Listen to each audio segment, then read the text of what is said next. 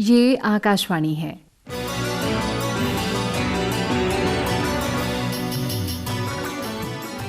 बदलती फिजाएं। प्रस्तुत है आकाशवाणी और विज्ञान प्रसार के संयुक्त प्रयास से तैयार जलवायु परिवर्तन और भूमंडलीय तापक्रम की समझ और प्रबंधन पर आधारित विज्ञान धारावाहिक बदलती फिजाएं की 32वीं कड़ी, मौसम संबंधी प्रमुख समझौते। बदलती फिजा में खुद को बदलिए, असर देखने को घर से निकलिए, सुबह की फिजा में तपिश भी मिलेगी, तपिश की लहर में खुद ही संभलिए, बदलती फिजा में खुद को बदलिए, असर देखने को घर से निकलिए।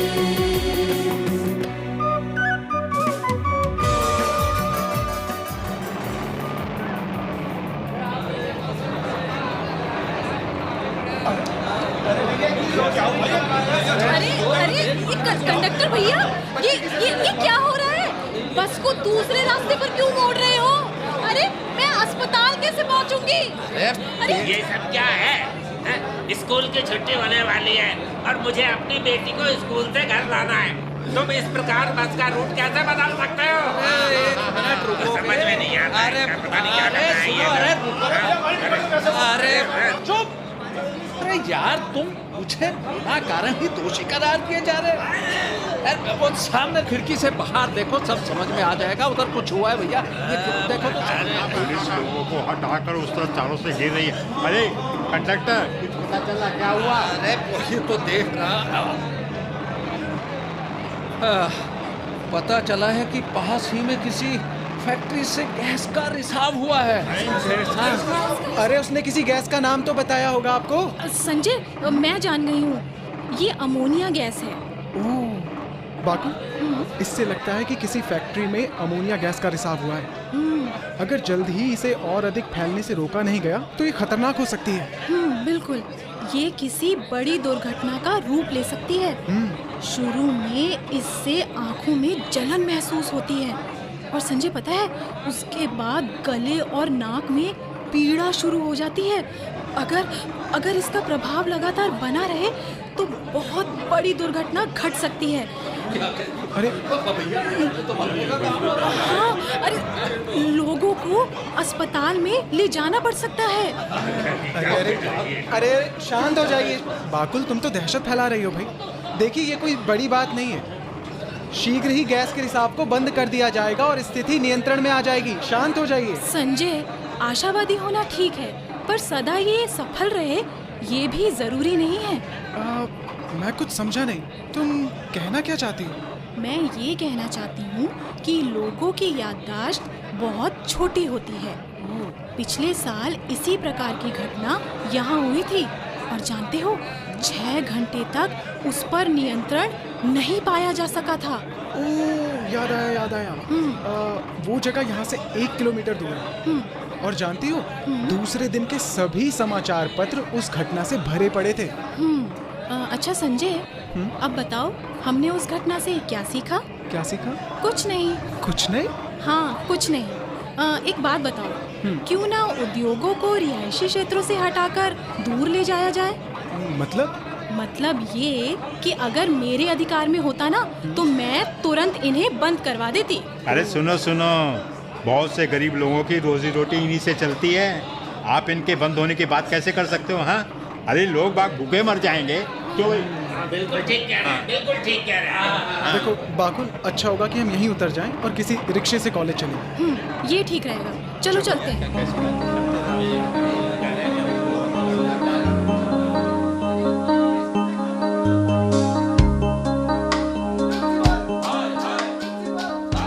संजय, लगता है यहाँ भी कुछ गड़बड़ है। हाँ, देख, जिनको यहाँ नहीं होना चाहिए था वो छात्र भी दिख रहे हैं। बिल्कुल। हाँ, देख, हड़ताल, और वो भी अघोषित। बाकुल, एक काम कर, मुझे मालूम करने दे। हाँ। ओ वो देख, अंकित वहाँ गेट के पास खड़ा है। अरे अंकित, यहाँ। क्या हुआ अंकित? सब गेट पर क्यों खड़े हैं? और ये क्लासेस क्यों नहीं लग रही? बहुत बड़ा घोटाला, ए बिग स्कैंडल। स्कैंडल? घोटाला? कौन सा घोटाला? ऐसा क्या हुआ है? अरे रसायन शास्त्र के प्रथम वर्ष के प्रश्न पत्र लीक हो गए हैं। क्या? आपको कैसे पता? अरे आज सुबह मेरे दोस्त सुहाकर के पास एक फोन आया था। फोन करने वाले ने सोचा कि वो प्रथम वर्ष का छात्र है। उसने 2000 रुपए में पूरे का पूरा प्रश्न पत्र बताने की बात कही। इतने से रुपयों में? हाँ, अरे फोन से सुहाकर को और जानने की इच्छा हुई। फिर? उसने उससे जुबली हॉल के पास मिलने की बात कही। आप तो कह रहे हो कि सुहाकर ने उसको पैसे दिए हैं? हाँ, उसने उसे पैसे दिए और इसका उसने स्टिंग ऑपरेशन के तौर पर इस्तेमाल किया। Sting operation? हाँ, स्टिंग ऑपरेशन। उसने बातचीत रिकॉर्ड करने के लिए सारे समय अपना मोबाइल फोन रिकॉर्डिंग के लिए चालू रखा। ये सारी घटना उसके फोन में दर्ज हो गई। तो पता चला इस घटना के पीछे कौन है? अरे मुझे तो लगता है कंप्यूटर कक्ष से कोई है। उसे पकड़ने के लिए प्रयास जारी है। वैसे आज का दिन भी बड़ा अजीब दिन निकला। पहले अमोनिया गैस का रिसाव और उसके बाद प्रश्न पत्र का आउट हो जाना। बिल्कुल सही कह रहे हो संजय तुम। अच्छा संजय, अब क्या करना है? घर चले या कोई दूसरा काम है? देखो बाकुल, सबसे पहले पियेंगे हम एक कप कॉफी। दिमाग फ्रेश होने के बाद सोचते हैं कि आगे क्या करेंगे। क्यों भाई, फिर तो कहना पड़ेगा अपना बोनी दादा जिंदाबाद। बिल्कुल सही फरमाया। चलो।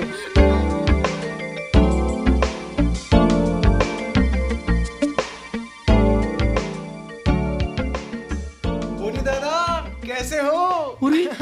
संजय बाबू। बोनी दादा, हाँ। 2 चाय, वो भी लेमन वाली। बैठो बैठो बाबू जी। आज ना थोड़ा अकेला हूँ, थोड़ा सा समय लगेगा। कोई बात नहीं। क्यों? आज छोटू नजर नहीं आ रहा? हाँ। कहाँ गया है वो? छोटू ना अभी अभी गया है, अपना बाबा को देखने गया है। बाबा को देखने? क्या हुआ उसके बाबा को? नाजार बाजार में ना किसी जगह कोई दुर्घटना घटी है। किसी फैक्ट्री में गैस का रिसाव हुआ है। छोटू का बाबा वही मजदूरी करता था और उसी फैक्ट्री में रहता भी था। तो थोड़ी देर पहले एक फोन आया था, कहता था कि छोटू का बाबा को ना अस्पताल में भर्ती कराया है।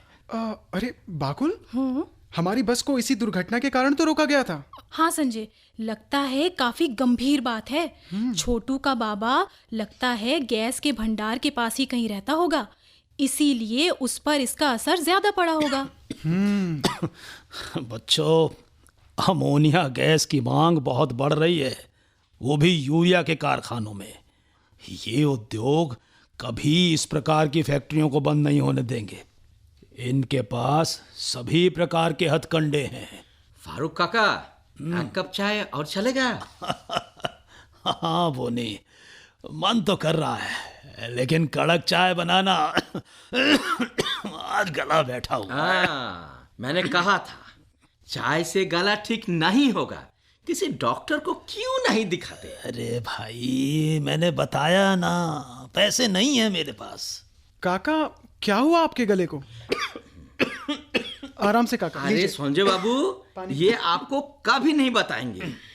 फारूक काका एक प्लाईवुड बनाने वाली फैक्ट्री में काम करते हैं। दक्षिण में वो जो एक बड़ा वाला फैक्ट्री है ना, जी। हाँ, एकदम वहां पर। अब फारूक काका की तरह ज्यादातर काम करने वाला मजदूर को सबको हेल्थ का एकदम प्रॉब्लम है। बोनी, क्या है ये सब? फिर लोगों को बता रहे हो? मुझे अच्छा नहीं लगता भाई। एकदम तुम चुप रहो। तो मैं कह रहा हूं ना, फारूक काका फैक्ट्री में उठने वाला डस्ट का मारा है। सुरक्षा के लिए उसने अपने सभी मजदूर भाइयों को जागरूक करने का प्रयास किया। अच्छा। परिणाम उसको ना एकदम बाहर का रास्ता दिखा दिया। ये तो बड़े दुर्भाग्य की बात है।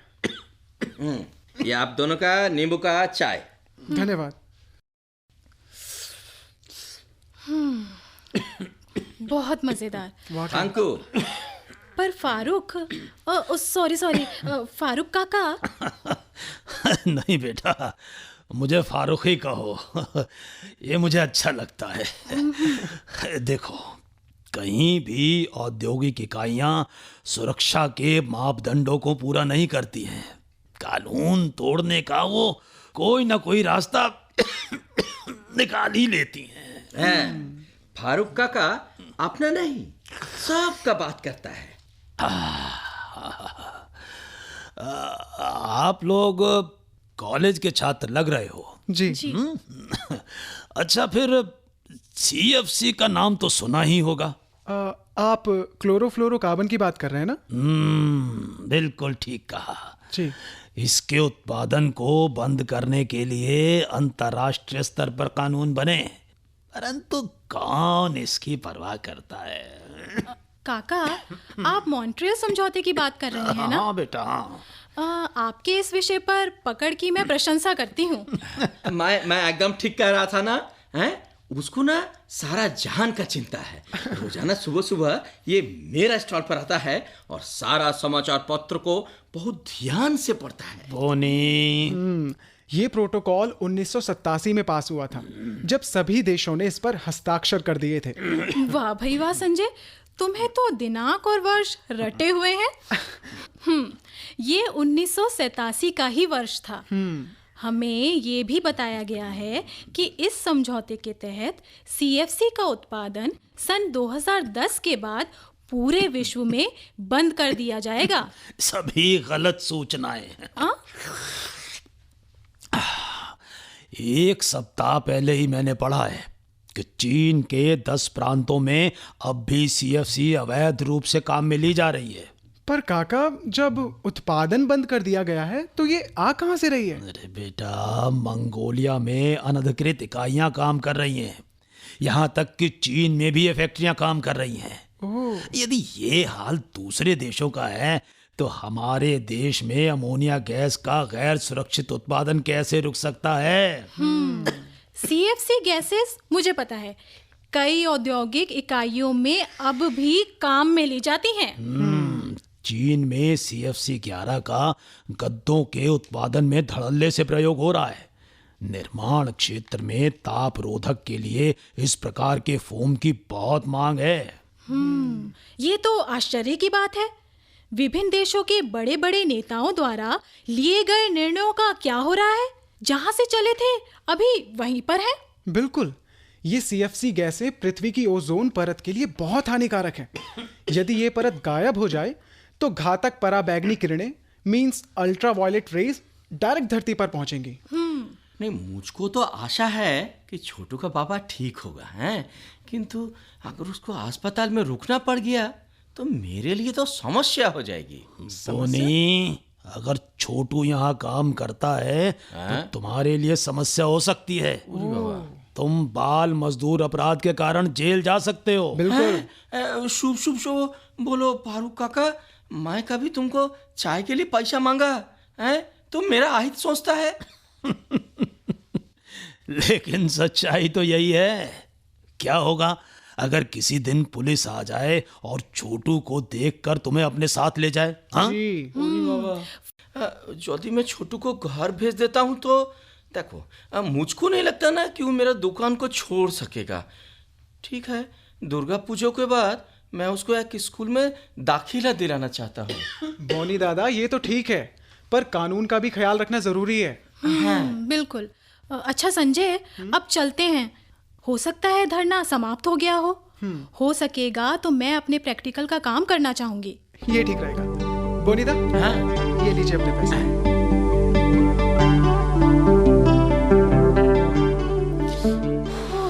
संजय, आज तो बहुत गर्मी है। सच में, देख मेरा रुमाल तो पसीने से गीला हो चुका है। वैसे इस समय इतनी गर्मी नहीं होनी चाहिए थी। जानती है, रात को भी पंखा पूरी स्पीड पर चलाना पड़ता है। और मेरी दादी क्या कहती है पता है तुझे? क्या कहती हैं? कहती हैं पहले कभी इतनी गर्मी नहीं पड़ती थी। अच्छा? जब शादी के बाद यहाँ आई थी तो उस समय कोलकाता का मौसम बहुत सुहावना होता था। अच्छी याददाश्त है तेरी दादी की। वो सही कहती हैं। मौसम विभाग भी यही कहता है कि दिन प्रतिदिन तापमान बढ़ रहा है। बाकुल सही भी है। वायुमंडल में कार्बन डाइऑक्साइड की मात्रा दिन प्रतिदिन बढ़ती जा रही है। बाकुल, कुछ याद है प्रोफेसर रक्षित का? क्यों, क्या हुआ उन्हें? अरे तुम तो भूल ही गई। याद करो 6 महीने पहले हुए सेमिनार के बारे में। सेमिनार, एक फिल्म दिखाई गई थी। हाँ, क्या नाम था? याद करो याद करो। अरे हाँ, याद आया। एन इनकन्वीनियंट ट्रुथ, बिल्कुल। यानी एक कड़वी सच्चाई। प्रोफेसर रक्षित ने पर्यावरण में हो रहे बदलावों के बारे में बताया था। सही कहा। वो दिसंबर के महीने में पोलैंड जाने के लिए कह रहे थे ना? वो कह रहे थे विश्व के विभिन्न प्रतिनिधियों की 24वीं बैठक आयोजित हो रही है, यानी कॉन्फ्रेंस ऑफ पार्टीज। अच्छा, तो अब चलें उनसे मिलने के लिए? बिल्कुल।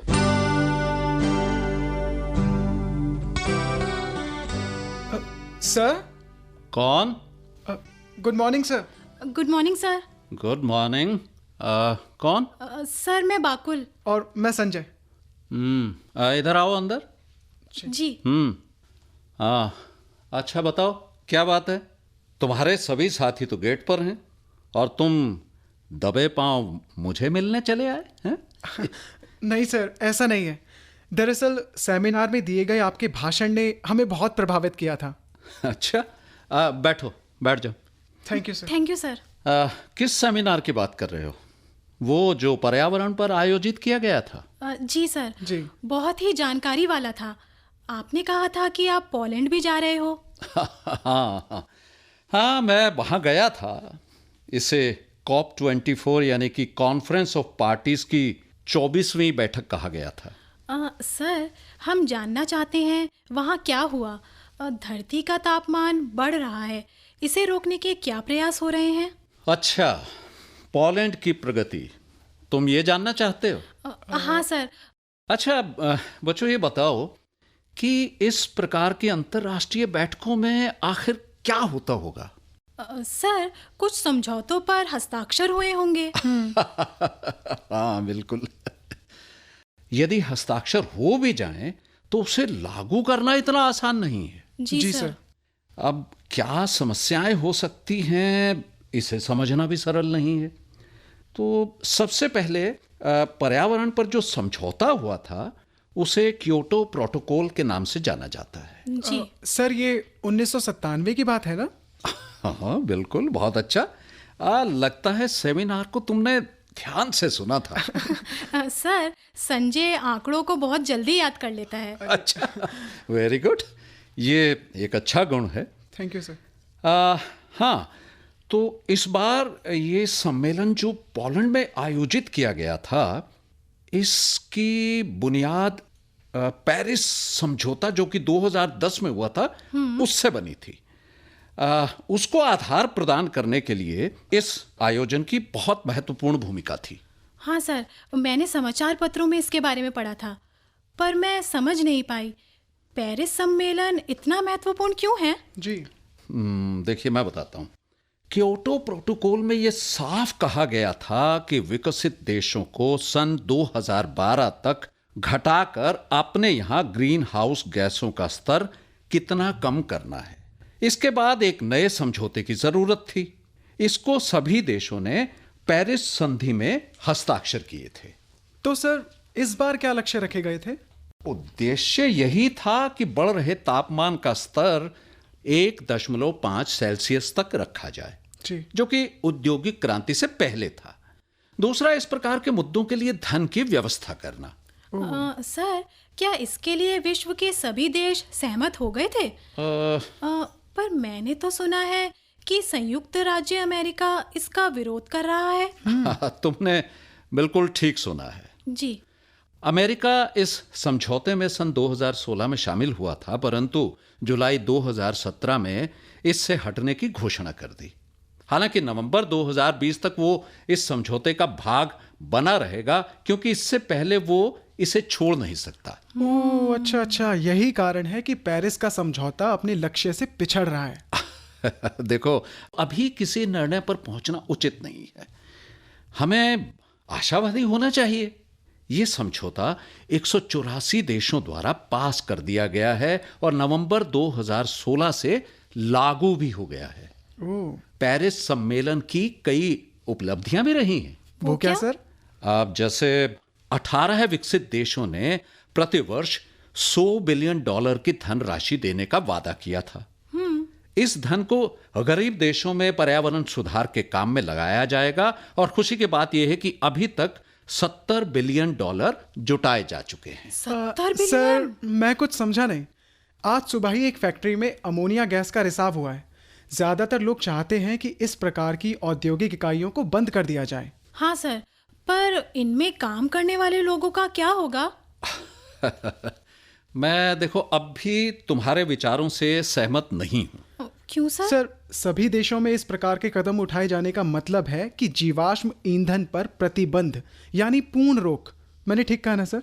हाँ, ठीक कहा है, लेकिन इससे आगे तुम्हारा क्या मानना है? सर, यदि ये सब बंद कर दिया जाएगा तो बेचारे कामगार कहाँ जाएंगे? बहुत अच्छा। देखो, एक सवाल में ही कई सवाल जुड़े हुए हैं। इस प्रकार के सम्मेलनों में टांग खिंचाई ज्यादा होती है। सभी देश पीछा छुड़ाना चाहते हैं, परंतु वैज्ञानिकों का और हमारे जैसे ऑब्जर्वर का काम इसे आगे बढ़ाना है। सर, इस बार आपको क्या अच्छा लगा? इस बार पोलैंड में जिस जगह वो बैठक हुई थी, वो कैटोविक शहर कोयले की खदानों के केंद्र में है। सम्मेलन से कुछ समय पूर्व ही पोलैंड ने एक नई कोयले की खदान शुरू करने की घोषणा की थी। अच्छा। सर, तो इसका मतलब तो ये हुआ कि आयोजक ने ही सम्मेलन की मूल भावना का अपमान किया।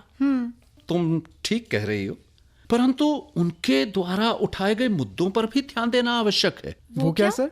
देखो, उस देश की 80% विद्युत ऊर्जा की पूर्ति कोयले से होती है। इसलिए इससे छुटकारा पाना या फिर कम करना इतना आसान नहीं है। वहां पर लगाए गए एक पंडाल में वो सारी वस्तुएं प्रदर्शित की गई थी जो कि कोयले से बनाई गई थी, यहां तक कि साबुन और कानों की बालियां भी। ये तो आश्चर्य की बात है। सर, पर्यावरण की रक्षा और लोगों की रोजी रोटी दो अलग अलग मुद्दे हैं, परंतु इन्हें बिल्कुल अलग भी तो नहीं किया जा सकता। हाँ, परंतु ऐसी बात भी नहीं है। विश्व के कई देशों में अच्छे काम हुए हैं।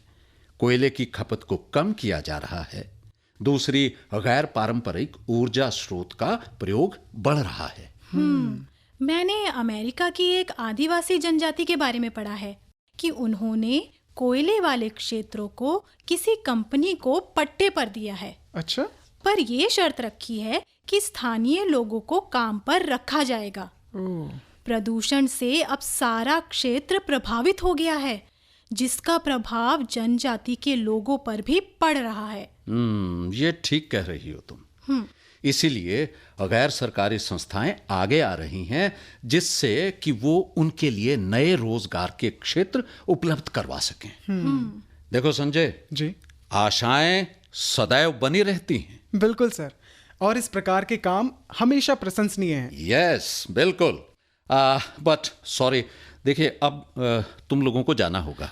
सर, हमसे कोई गलती हुई है क्या? अरे नहीं नहीं, ऐसा कुछ नहीं है। बात दरअसल ये है कि मैं इस सम्मेलन से संबंधित एक पुस्तक का संपादन कर रहा हूँ। अच्छा। और मुझे इसे अंतिम रूप देना है। आगे कभी मुझे तुमसे बात करके अच्छा लगेगा। तुम दोनों बहुत ही होनहार बच्चे हो। Thank you sir. सर, आपने इतनी सारी जानकारी दी, उसके लिए आपका बहुत बहुत धन्यवाद। जी सर। ओके सर, हम चलते हैं। अच्छा सर, हम जा रहे हैं। Okay okay. और सुनो सुनो, जी सर। जहां से आए हो उसी रास्ते से चुपचाप निकल जाना।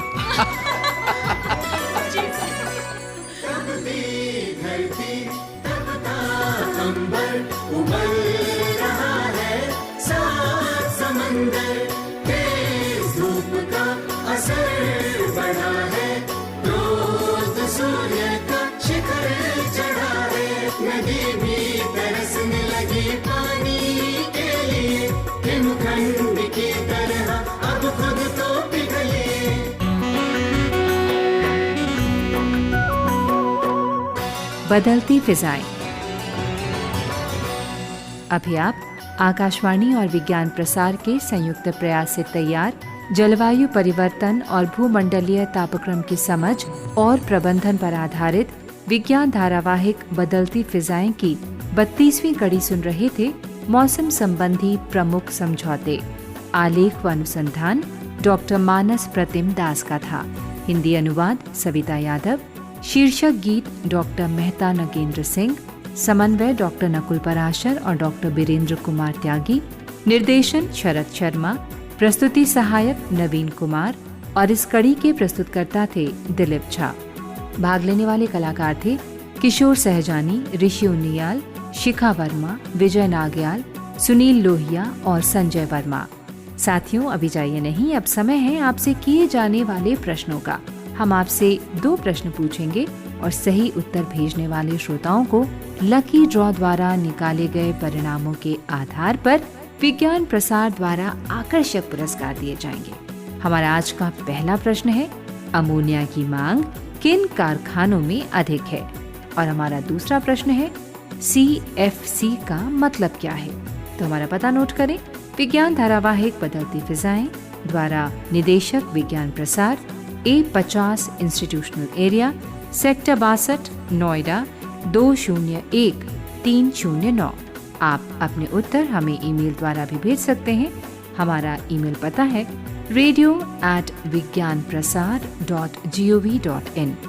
श्रोताओं, हमें इंतजार रहेगा आपके पत्रों का। जवाबों के साथ अपना पूरा नाम, पता, आयु, व्यवसाय जरूर लिखें। यदि विज्ञान क्लब से जुड़े हैं तो कुल सदस्यों की संख्या लिखना ना भूलें। हाँ, अगर आपके मन में कोई प्रश्न या जिज्ञासा हो तो वो भी जरूर लिख भेजिएगा। धारावाहिक बदलती फिजाएं की अगली कड़ी आप अगले सप्ताह इसी दिन और इसी समय सुनेंगे। नमस्कार।